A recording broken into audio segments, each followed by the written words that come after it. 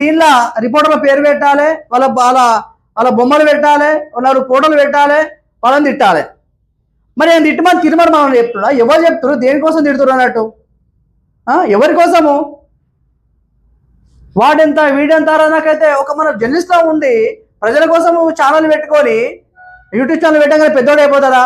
వాడిని తిట్టంగానే వీడి పెద్దోడు అయిపోతాడా? వీడు చాడు మాట్లాడుతాడు, అర్థం కాదు. నిజంగా తెలంగాణ అసలు నువ్వు తీర్మానం అనే విధంగా ఆ బ్రాండ్ క్రియేట్ చేసుకున్నాడు. నీ తొక్కల బ్రాండ్, నీవు బ్రాండ్, మళ్ళా బ్రాండ్ అంటావు. ఏంటి అంటే వీళ్ళు సోషల్ మీడియాలోనే వీళ్ళని తిట్టాలి. ఇప్పుడు వీళ్ళు తీర్మానం తిడితే వీళ్ళ మీద ఎవరో చేస్తే వీళ్ళు అరే వీడెవర్రా కనీసం చూడాలని. నీకెందుకురా భయ్? తీర్మానం తిడితే నీకేం వస్తుంది?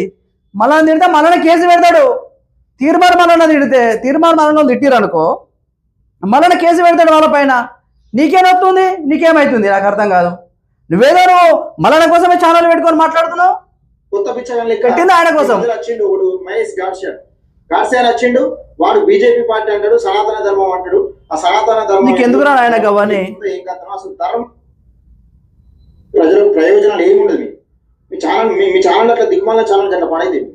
కేసీఆర్ ను తిట్టడంలో తీర్మానాలకి బూతులు దిక్కుమాల ఛానల్ అట. దిక్కుమాల ఛానల్ అంటారు ఎవడన్నా? ఒక తోటి జర్నలిస్ట్ అయి ఉండి, ఒక తోటి రిపోర్టర్ అయి ఉండి, ఓ ఛానల్ పెట్టుకున్నావు, యూట్యూబ్ ఛానల్ పెట్టుకున్నావు. నువ్వు కూడా వాళ్ళగానే పెట్టుకున్నావు కదా.